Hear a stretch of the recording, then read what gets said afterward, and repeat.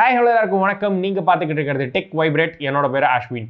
இன்றைக்கி நம்ம வீடியோவில் என்னோட ஃப்ரெண்டுக்கு ஒரு பிசியை பில்ட் பண்ண போகிறோம். அவரை ஃப்ரெண்டுன்னு சொல்லலாம், நம்ம சேனல் சப்ஸ்கிரைபர்னு சொல்லலாம், அதுக்கப்புறம் ஒரு யூடியூபர்னு கூட சொல்லலாம். ஸோ அவரோட சேனல் நேம் என்ன அப்படின்னா சைபார் அப்படின்னு சொல்லிட்டு அவர் சேனல் பேர் வச்சிருக்காரு. ஸோ சேனல் லிங்க் கீழே டிஸ்கிரிப்ஷனில் கொடுத்துருக்கேன், செக் பண்ணி பாருங்கள். ஸோ அந்த சேனலையும் சப்ஸ்கிரைப் பண்ணிக்கோங்க. எதுக்காக சப்ஸ்கிரைப் பண்ண சொல்கிறேன் அப்படின்னா, இந்த பிசி பில்ட்டோட ரிவ்யூ, அதாவது இப்போ நான் வந்து பில்ட் பண்ணதுக்கப்புறம் அவருக்கு வந்து சென்ட் பண்ணுவேன். ஸோ அதை அவர் ரிசீவ் பண்ணிவிட்டு இந்த பிசியோட பில்ட்டையும் இதை பற்றின ரிவ்யூ, அதாவது நம்ம பண்ணி தந்தது எந்த அளவுக்கு இருக்குது அப்படிங்கிறதையும் அவர் வந்து கண்டிப்பாக அவர் சேனலில் வந்து வீடியோ அப்லோட் பண்ணுவார். ஸோ அதுக்கான லிங்க்கும் ஒன்ஸ் அவர் அப்லோட் பண்ணதுக்கப்புறம் டிஸ்கிரிப்ஷனில் அப்டேட் பண்ணுறேன். இல்லை சேனலில் சப்ஸ்கிரைப் பண்ணி வச்சுக்கோங்க. நீங்கள் இந்த குவாலிட்டியாக எப்படி நான் பண்ணியிருக்கேன் அப்படின்னு சொல்லிட்டு அது மூலிமா நீங்கள் தெரிஞ்சுக்கலாம். ஸோ அவரோட பேர் கிரி. ஸோ அவர் சேனலில் போய் சப்ஸ்கிரைப் பண்ணிக்கோங்க. அது மட்டும் இல்லாமல் நம்ம சேனலையும் சப்ஸ்கிரைப் பண்ணிக்கோங்க. கூடவே அந்த பெல் பட்டன் வரும், அமுத்த மறந்துடாதீங்க. இந்த வீடியோ பார்த்து முடிச்சுட்டு பிடிச்சிருந்தா இந்த வீடியோவை லைக் பண்ணுங்கள், உங்கள் ஃப்ரெண்ட்ஸ் கூட ஷேர் பண்ணுங்கள். ஸோ ஆல்ரெடி லைவ் ஸ்ட்ரீமிங்கில் ஒரு பிசியை பில்ட் பண்ணி நம்ம காமிச்சிருந்துருப்போம். அதில் எந்த அளவுக்கு கஷ்டம் அப்படிங்கிறது உங்களுக்கு நீங்களே பார்த்துருப்பீங்க. ஸோ ஒரு பிசியை ரொம்ப கஷ்டப்பட்டு பண்ணிக்கிட்டு இருக்கோம். ஸோ அதனால் மறக்காமல் இந்த வீடியோவை சப்போர்ட் பண்ணுங்கள், ஷேர் பண்ணுங்கள். ஸோ ஃபேஸ்புக், இன்ஸ்டா, ட்விட்டர்லாம் ஃபாலோ பண்ணலைன்னா அங்கேயே ஃபாலோ பண்ணிக்கோங்க. அதுக்கான லிங்க்ஸ் கீழே டிஸ்கிரிப்ஷனில் இருக்குது. ஸோ உங்களுக்கும் இது மாதிரி ஒரு பிசி வேணும் அப்படின்னா என்னை நீங்கள் மெயிலில் காண்டாக்ட் பண்ணலாம், இல்லை என்னோட இன்ஸ்டாவில் காண்டாக்ட் பண்ணலாம். அதுக்கான லிங்க்ஸும் கீழே டிஸ்கிரிப்ஷனில் இருக்குது. வாங்க வீடியோக்குள்ளே போகலாம்.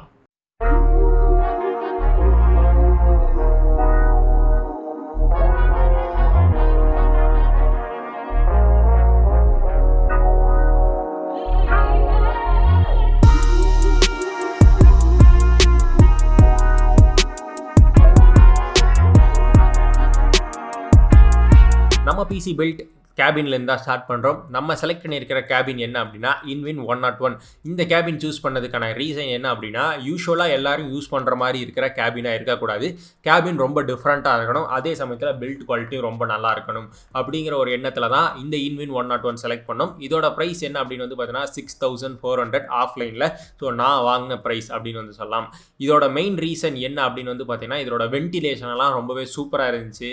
ஸோ பார்க்குறக்கும் கொஞ்சம் டிஃப்ரெண்ட் மித்த கேபினட் ஸ்டாண்ட் அவுட் ஆகி இருந்ததுனால இந்த கேபின் வாங்கினோம். ஸோ இதுக்கு வந்து பார்த்தீங்கன்னா H510 ஒரு ஆப்ஷனாக இருந்துச்சு. ஸோ அதோட பில்ட் குவாலிட்டிக்கும் இதுக்கும், அதோட டிசைன் ஆஸ்பெக்ட்டுக்கும் இதுக்கும் இது ரொம்பவே பெஸ்ட்டாக இருந்ததுனால இதை செலக்ட் பண்ணியிருந்தோம். ஸோ ரெண்டுத்துக்கும் கம்பேரிசன் வீடியோ கூட நான் போடலான்னு ஒரு ஐடியாவில் இருக்கேன். நீங்கள் என்ன நினைக்கிறீங்க கீழே கமெண்ட் பண்ணுங்கள். ஸோ இதில் நமக்கு சைடில் டெம்பர் கிளாஸ் கொடுத்துருக்காங்க, 0 ஸ்க்ரூஸ் அப்படின்னு சொல்லிட்டு.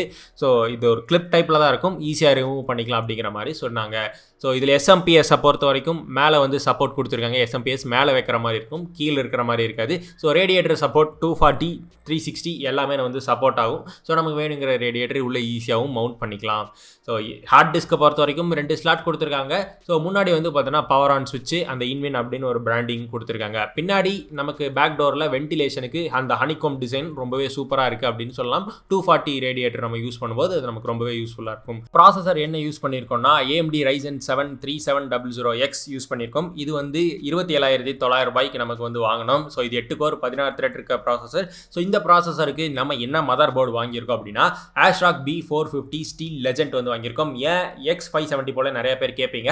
அதுக்கு முன்னாடி இதோட ஃபியூச்சர்ஸ் வந்து பார்த்தலாம், இதோட ப்ரைஸும் பார்த்தலாம். இதோட ப்ரைஸை பொறுத்த வரைக்கும் 9200 வந்து வாங்கியிருக்கோம். ஸோ இதில் வந்து நமக்கு 2 M.2 கொடுத்துருக்காங்க. அதுக்கப்புறம் PCIe 3.0 சப்போர்ட் இருக்குது. ஒன்று வந்து பார்த்தீங்கன்னா USB-ல வந்து கிடைக்குது நமக்கு. ஸோ இந்த போர்டு இந்த ப்ரைஸ் செக்மெண்ட்டில் ரொம்ப நல்ல போர்டு அப்படின்னு சொல்லலாம். இதில் நீங்கள் லைட்டாகவும் ஓவர் கிளாக்கிங் வந்து கண்டிப்பாக பண்ணலாம். ஸோ இந்த ப்ராசஸரை எடுத்து நம்ம மதர் போர்டு கூட பேர் பண்ணிடலாம். ஸோ அடுத்ததாக நம்ம யூஸ் பண்ணுறது என்ன அப்படின்னா ரேம். ஸோ ரேமை பொறுத்த வரைக்கும் நம்ம இதில் 16 GB தான் யூஸ் பண்ணோம். 32 GB யூஸ் பண்ணலான்றது அர்த்தம். நமக்கு கிடைச்ச EMI வந்து பார்த்தீங்கன்னா 1,25,000. இதுக்குள்ளே என்ன பெஸ்ட்டாக இதுக்கு பண்ண முடியுமோ அது மட்டும்தான் வந்து பண்ணியிருக்கோம். ஃபியூச்சரில் நம்ம அப்கிரேட் பண்ணிக்கலாம் அப்படிங்கிற ஒரு முடிவு தான். ஸோ இந்த ரேமோட ப்ரைஸ் 6700, 3000 MHz. ஸோ உங்களுக்கே தெரிஞ்சிருக்கும். ஸோ அடுத்ததாக M.2 அட்வான்டேஜ் எடுத்துக்கிறதுக்கு நம்ம என்ன SSD யூஸ் பண்ணியிருக்கோம் அப்படின்னா சாம்சங் EVO 970 யூஸ் பண்ணியிருக்கோம். ஸோ இதோட ஸ்பெக் வைஸ் பார்த்தீங்கன்னா இது ஒரு 500 GB, ப்ரைஸ் வந்து பார்த்தீங்கன்னா 9600. ஸோ இந்த SSD ரொம்ப நல்ல SSD அப்படின்னு சொல்லலாம். இந்த மதர் போர்டோட ஃபுல் ஸ்பீடையுமே இது வந்து கண்டிப்பாக எடுக்கும் அப்படின்னு சொல்லலாம். இதை விட இந்த பட்ஜெட்டில் நல்ல வந்து எஸ்எஸ்டி இல்லவே இல்லை. ஸோ இதை விட ஜாஸ்தியாக போனோம்னா நமக்கு இதை விட நல்ல எஸ்எஸ்டி எல்லாம் இருக்குது. ஸோ இல்லைன்னெல்லாம் சொல்ல. ஸோ கோர்சர்லாம் அவைலபிளாக தான் இருக்குது. ஆனால் அதோட ப்ரைஸ் 14,000 அந்த ரேஞ்சிலலாம் இருக்கிறனால நமக்கு இந்த ப்ரைஸுக்கு இந்த போர்டுக்கு இதுவே போதும் அப்படிங்கிறனால இந்த எஸ்எஸ்டியை சூஸ் பண்ணியிருக்கோம். ஸோ லைட்டாக இதுக்கு ஹீட் சிங்க்கும் வந்து நமக்கு போர்ட்லேயே வரதுனால ஸோ நமக்கு பெருசாக எதுவுமே தேவையே இல்லை. ஸோ இந்த போர்ட்லேயே நல்லா தான் இருக்குது. ஸோ அடுத்ததாக போர்டு வந்து பார்த்தீங்கன்னா பயங்கர செக்யூர்டாக தான் வந்து கொடுத்துருந்தாங்க. ஸோ போர்டோட அந்த ப்ரெசன்டேஷன் அப்படிங்கிறது ரொம்ப நல்லா இருந்துச்சு. ஸோ போர்டோட சைடு வியூ, அதாவது ஐஓ பேனலில் என்னென்னலாம் சப்போர்ட் கொடுத்துருக்காங்கன்னு நீங்கள் பார்க்குறீங்க. ஸோ இதில் நமக்கு வந்து பார்த்தீங்கன்னா தேவையான எல்லா சப்போர்ட்டுமே இருக்குது. ஸோ நீங்களே பார்த்தாலே உங்களுக்கே தெரியும். அடுத்ததாக நமக்கு இந்த கேபினில் நம்ம கிராஃபிக்ஸ் கார்டை சப்போர்ட் பண்ணுறதுக்கு ஒரு மவுண்டிங் ஸ்டாண்டும் இருக்குது. ஸோ இப்போ நம்ம கிராஃபிக்ஸ் கார்டுக்கு அப்புறம் வருவோம். இப்போ நம்ம போர்டை எடுத்து கேபினில் ஃபிக்ஸ் பண்ணுவோம். ஸோ ஃபிக்ஸ் பண்ணுறக்கும் மவுண்டிங் பில்லர்ஸும் வந்து ஆல்ரெடி இந்த கேபின்லேயே இருந்துச்சு. ஸோ நம்ம எடுத்து ஜஸ்ட் ஒரு ஸ்க்ரூவிங் மட்டும் பண்ணுற மாதிரி தான் இருந்துச்சு. ஸோ அதுவும் ரொம்ப ஈஸியான விஷயந்தான். ஸோ நம்ம எடுத்து வெளில வைக்கிறோம். ஐஓ பேனலில் வச்சதுக்கப்புறம் ஸோ லைட்டாக ஸ்க்ரூஸ் மட்டும் எங்கெங்கெல்லாம் போடணுமோ அங்கெல்லாம் போட்டுக்கோங்க. அடுத்ததாக நம்ம வந்து என்ன பண்ணுறோம் அப்படின்னா 3 ஃபேன் வந்து கீழே வந்து வரப்போகுது. ஸோ அதுக்கு முன்னாடியே அவங்க கீழே இருக்கிற ஐஓ பேனல் ஒர்க்கெல்லாம் முடிச்சிடலாம் அப்படின்னு சொல்லிட்டு ஒயரிங்கெல்லாம் எடுத்து நம்ம வந்து பண்ணியாச்சு. ஸோ நம்ம இந்த கேபினில் வந்து பார்த்தீங்கன்னா எந்த ஃபேன்ஸுமே வராததுனால நம்ம சில்வர் ஸ்டோன் ஃபேன் கிட்டு வந்து வாங்கியிருக்கோம் 2 கிட்டு. ஸோ மொத்தமாக 5,600 வந்துச்சு. ஸோ இது வந்து ஒரு ARGB கிட் அப்படின்னு வந்து சொல்லலாம். நமக்கு போர்ட்லேயும் ARGB சப்போர்ட் இருக்கிறதுனால ஸோ இது ரொம்பவே சூப்பராக இருக்கும். பெல்ட் முடிச்சதுக்கப்புறம் நீங்களே வந்து பாருங்கள். ஸோ மொத்தமாக 3 ஃபேன் வந்து வாங்கியிருக்கோம். ஸோ எடுத்து நம்ம கீழே வந்து கேபினில் மாட்டிடுவோம். ஸோ இது வந்து பார்த்தீங்கன்னா கீழிருந்து ஏர் செக் பண்ணி கேபின்குள்ளே கொண்டு போகிற மாதிரி மாட்டியிருக்கோம். ஸோ அடுத்த 3 கிட்டையும் எடுத்து நம்ம எங்கே மாட்ட போகிறோம் அப்படின்னா ரேடியேட்டரில் வந்து மாட்ட போகிறோம். நம்ம யூஸ் பண்ணுற ரேடியேட்டர் என்ன அப்படின்னு வந்து பார்த்தீங்கன்னா cooler master liquid cooler ML240L RGB தான். ஸோ இதில் வந்து ப்ரைஸ் வந்து பார்த்தீங்கன்னா 7,800 ரூபா. இதில் நமக்கு ஆல்ரெடி ஒரு RGB 2 ஃபேன் வரும். ஸோ அந்த ஃபேனை வந்து பார்த்தீங்கன்னா நம்ம யூஸ் பண்ணல. ஸோ சில்வர் ஸ்டோன் இந்த ஃபேன் கிட்டே யூஸ் பண்ணுறதுனால பார்க்குறதுக்கு எல்லாமே ரொம்ப சூப்பராக இருக்கும் அப்படின்னு சொல்லலாம். இந்த ப்ராசஸருக்கு 240 போதும் அப்படின்னு தான் இந்த ரேடியேட்டர் வந்து செலக்ட் பண்ணியிருக்கோம். ஸோ இந்த ரேடியேட்டரில் நம்ம ஒன்ஸ் ஃபேனை வந்து ஃபிக்ஸ் பண்ணதுக்கப்புறம் நம்ம வந்து ஈஸியாகவே வந்து பார்த்தீங்கன்னா நம்ம ரேடியேட்டரை வந்து கேபின்லேயே ஃபிக்ஸ் பண்ணலாம். ஸோ அதையுமே வந்து நான் உங்களுக்கு காட்டுறேன்.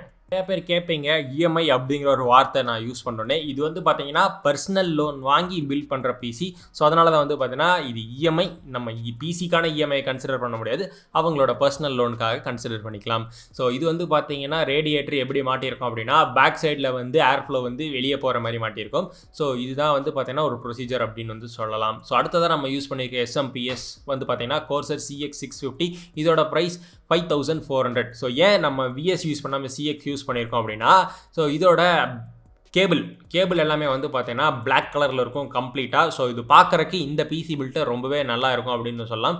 CS 650க்கும் இதுக்கும் பெரிய ப்ரைஸ் டிஃப்ரென்ஸ் எல்லாம் இல்லை. இதுக்கு 650 வாட்ஸே போதும். இந்த பிசிக்கு 1000 வாட்ஸ் எல்லாம் வச்சு RX 1000 எல்லாம் வாங்கி காசை வந்து வேஸ்ட் பண்ணுறதா ஐடியா இல்லை. ஸோ அதனால் இந்த இதே வாங்கிட்டோம்.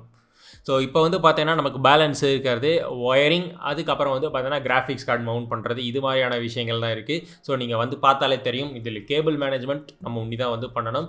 ஸோ நம்ம ஒன்ஸ் வந்து SMPSலேருந்து போர்டுக்கு வந்து பவர் கொடுத்துட்டோம். ஸோ ஃபுல்லாக சிபியூக்கும் கொடுத்துட்டோம். இதுக்கு இன்னும் ஸ்டோரேஜ் வந்து பார்த்தீங்கன்னா 1 TB யூஸ் பண்ணுறோம். SEAGATE 3,400க்கு வாங்கினோம். ஸோ அடுத்ததாக வந்து பார்த்தீங்கன்னா நம்ம லிக்விட் கூலர் இருக்குது பார்த்தீங்களா, அதை ப்ராசஸரில் வந்து மாட்டிடலாம்.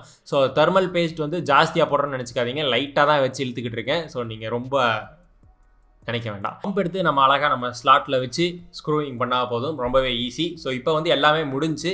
ஸோ கேபிள் மேனேஜ்மெண்ட் பின்னாடி வந்து பாருங்கள். ஸோ இதில் இருக்கிற இடத்துல பெஸ்ட்டாக பண்ணியிருக்கேன் அப்படின்னு நான் நினைக்கிறேன்.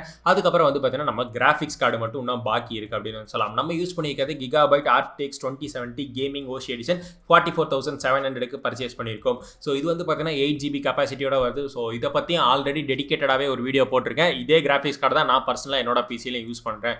ஸோ நான் வந்து பார்த்தீங்கன்னா இந்த பிசி பில்ட் பண்ணும்போது 25,000, அதாவது 1,25,000 அப்படிங்கிற ஒரு பட்ஜெட் ஃப்ரேம் தான். ஸோ அதுக்குள்ளே பெஸ்ட்டாக என்னென்னலாம் கொடுக்க முடியுமோ அந்த எண்ணத்தில் தான் இந்த பிசி வந்து நம்ம பில்ட் பண்ணியிருக்கோம். ஸோ இது நல்லா புரிஞ்சிக்க வேண்டியது தான். ஃபியூச்சர்லேயும் அப்கிரேட் பண்ணுற மாதிரி தான் எல்லாமே இந்த பிசி வந்து பில்ட் பண்ணியிருக்கோம். ஸோ இதில் வந்து பார்த்தீங்கன்னா கிராஃபிக்ஸ் கார்டை மாட்டிட்டு ஒயரிங் வந்து பண்ணியாச்சு.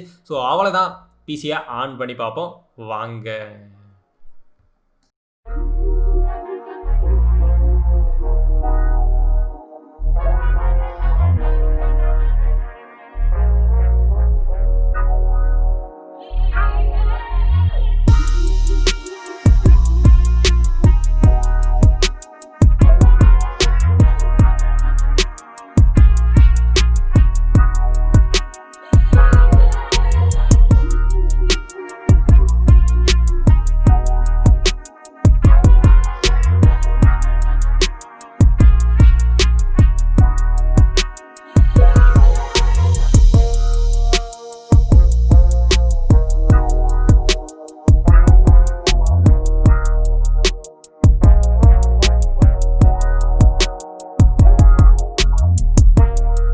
ஓகே, ஃபைனலாக வீடியோவோட எண்டுக்கு வந்துட்டோம். இதுதான் வந்து பார்த்தீங்கன்னா நம்மளோட 1,25,000 கேமிங் பிசி அப்படின்னு வந்து சொல்லலாம். ஒரு பெஸ்ட்டான ஒரு கேமிங் பிசியை பில்ட் பண்ணியிருக்கோம். ப்ளஸ் இது ஒரு ஸ்ட்ரீமிங் பிசின்னு கூட வந்து சொல்லலாம். என்ன வேணாலும் பண்ணலாங்க, ஆல்ரவுண்ட் பிசிங்க. ஸோ இந்த பிசி ஓட பர்ஃபார்மன்ஸ் எல்லாம் எடுக்கணும் அப்படின்னு நான் நினச்சேன். ஸோ இந்த கொரோனா அப்படிங்கிற ஒரு ப்ராப்ளம் இருக்கிறதுனால இதை நான் பில்ட் பண்ண அடுத்த நாள் காலையிலேயே வந்து ஷிப் பண்ணணும் அப்படிங்கிற ஒரு அவசரம் வந்ததுனால ஸோ நான் பெஞ்ச் மார்க்கெலாம் எதுவுமே எடுக்காமல் அப்படியே வந்து சென்ட் பண்ணிட்டேன் அவருக்கு. ஸோ அவர் தான் வந்து பார்த்தீங்கன்னா நமக்கு பெஞ்ச் மார்க் வந்து அவரோட பிசியிலேருந்து ரெக்கார்ட் பண்ணி அனுப்பிச்சுட்ருக்காரு. ஸோ அதையுமே நீங்கள் வந்து பாருங்கள். ஸோ இதுதான் வந்து ஓவராலாக இதோட ஸ்கோர்ஸ் அப்படின்னு வந்து சொல்லலாம். ஸோ பார்க்குறக்கும் இதெல்லாம் ரொம்பவே நல்லா தான் இருக்குது. ஸோ உங்களுக்கு எல்லாமே தெரிஞ்சிருக்கும். ஸோ ஆர்டிஎக்ஸ் அட்வான்டேஜும் எடுக்கும். அதே சமயத்தில் RYZEN 73700X இதோட அட்வான்டேஜ் எடுக்கிறதுனால கேமிங், ஸ்ட்ரீமிங், எடிட்டிங் எல்லாமே இந்த ஒரே பிசியில் வந்து பண்ணலாம். Game high and AAA titles எல்லாமே நீங்கள் விளையாடிட்டு அதை அப்படியே வந்து ஸ்ட்ரீமும் பண்ணலாம் யூடியூப்பில். ஸோ அந்த அளவுக்கு ஒரு கெப்பாசிட்டி இருக்கக்கூடிய பிசி பில்ட் அப்படின்னு வந்து சொல்லலாம். ஸோ இதில் ஃபியூச்சரில் வந்து பார்த்தீங்கன்னா கண்டிப்பாக ஒரு 16 GB ரேம் போடுவார் அப்படின்னு நான் உறுதியாக சொல்லுவேன். பிசியை விட இன்னும் ஒரு 25,000 அதாவது 1,50,000க்கு போகிறீங்க, உங்களுக்கு பட்ஜெட் இருக்குது அப்படின்னா நீங்கள் கண்டிப்பாக ஒரு 2080 சூப்பர் யூஸ் பண்ணுங்கள். அதுக்கப்புறம் X570 போர்டுக்கு போயிட்டு அதுக்கப்புறம் நீங்கள் கோர்சரில் நீங்கள் ஒரு SSD வாங்குறீங்க, PCIe 4.0 சப்போர்ட் பண்ணுற மாதிரி இருந்தால் இன்னுமே உங்களுக்கு பர்ஃபார்மன்ஸ் வந்து இந்த பிசிலேருந்து எடுக்க முடியும், இந்த ப்ராசஸர்லேருந்து. ஸோ ஓவர் கிளாக்கிங் அப்படிங்கிற ஒரு விஷயமும் உங்களுக்கு X570 போகும்போது ரொம்பவே சூப்பராக இருக்கும். இந்த பிசியில் ஓவர் கிளாக்கிங் எல்லாம் பண்ண மாட்டாங்க அப்படிங்கிற ஒரு நோக்கத்தில் தான் கம்மியாகவே வந்து வாங்கியிருக்கோம். B450 கண்டிப்பாக இந்த பிசி பில்ட் போதுமானது அப்படின்னு வந்து சொல்லலாம் அவர் யூஸ் பண்ணுறதுக்கு. இந்த வீடியோ பிடிச்சிருந்தா நீங்கள் லைக் பண்ணுங்கள், உங்கள் ஃப்ரெண்ட்ஸ் கூட ஷேர் பண்ணுங்கள். சேனலுக்கு இப்போ தான் புதுசாக வந்திருக்கீங்கன்னா சப்ஸ்கிரைப் பண்ணிவிட்டு கூடவே அந்த பெல் பட்டன் வரும் மறந்துடாதீங்கப்பா. ஃபேஸ்புக், இன்ஸ்டா, ட்விட்டர்லாம் ஃபாலோ பண்ணுன்னா அங்கேயே ஃபாலோ பண்ணுங்கள். மீண்டும் இன்னொரு நல்ல வீடியோவில் உங்களை சந்திக்கிறேன். அது வரைக்கும் உங்கள்கிட்ட இருந்து விடைபெறுவது உங்கள் தமிழ் கேமர் அஸ்வின். நன்றி, வணக்கம். ஐயோ, இது டெக் வைப்ரேட்டில். பாய் டெக் வைப்ரேட் யூஎஸ். பாய், நாளைக்கு பார்ப்போம்.